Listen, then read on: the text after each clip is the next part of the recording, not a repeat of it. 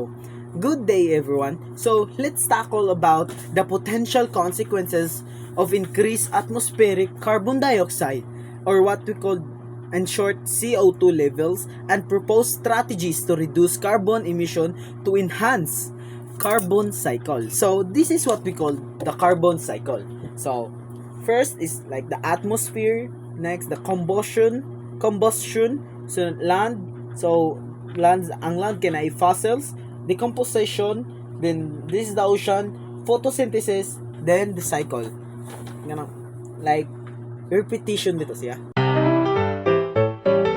So, let's focus on potential consequences of increased atmospheric CO2, or what we call carbon dioxide. So, first is ang climate instability. So, what is climate instability? Temperature rise since pre-industrial times. Average global temperature have already increased by roughly 1.1 degrees. So, like extreme weather includes strong typhoons and hurricanes from Philippines, USA, and other country. So, more frequent droughts like mga ugala like from Africa and Australia, and erratic rainfall, and like sea level rise, flooding in coastal regions such as Bangladesh and Maldives, is a result of melting glaciers and ice sheets. So, and number 2 is what we call ocean impacts. Ocean impacts is acidification. Ocean acidity has risen by 30%. 30% since the Industrial Revolution. Coral bleaching in the Great Barrier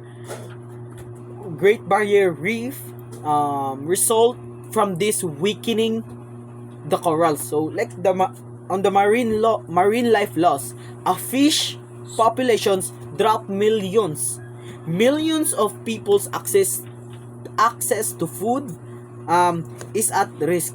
And number 3 is like ecosystem disruption. Biodiversity is decreased by deforestation and climate stress. And number 4 is like problems with agriculture and foods security hotter. So, and number 5 is the human health risk. So, human health risk is air quality problems like mga abog, mga smog, and respiratory illness are made worse by higher carbon dioxide, or what we call in short CO2, and heat, like in like nasa bitaw laing lugar, like that. So, and next is the strategies to reduce carbon emissions. So, first is the transform of the energy system. Like switch to renewable from fossil fuels. For instance, about half of like from Denmark electricity comes from wind. And next is the transport of decarbonization. Decarbonization is increase the number of electric cars like EVs, and the infrastructure for charging them. So, number 3 is the industrial remedies. So, production of steel and low carbon cement, reduce the use of single-use plastics, and increase recycling. And number 4 is the government international activities. More of that is like the carbon pricing, like on tax on carbon emission to determine the use of fossil fuels, and like mag-give developing nations access to climate finance, so they can make green transitions. So, let's go on strategies to enhance the carbon cycle. So first of all is the solutions for the natural climate.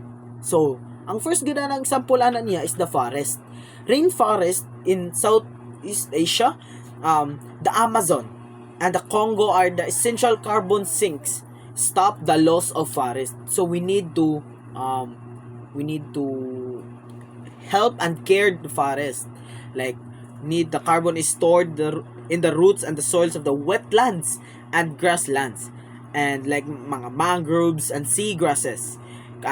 It can effectively capture carbon, also known as the blue carbon. So next is, and the number 2 is the advances in agriculture. So agroforestry, reduced tillage and cover crops are methods for sequestering carbon in the soil. So like charcoal is added to soil and create biochar which looks carbon for centuries.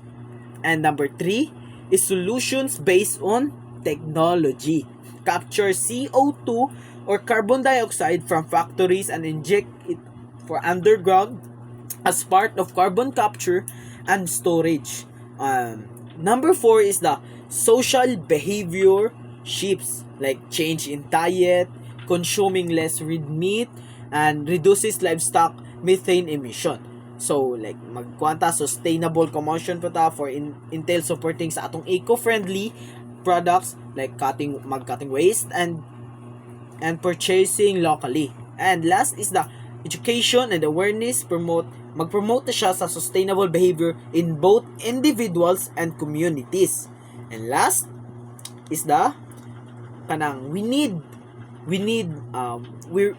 to run the risk of the catastrophic climate change with irreversible effects if the CO2 or the carbon dioxide levels continue to rise. However, we can balance the carbon cycle and ensure a sustainable future if we combine the efforts to restore natural systems with technological advancement, policy changes, lifestyle and the lifestyle adjustment. So this is the carbon cycle.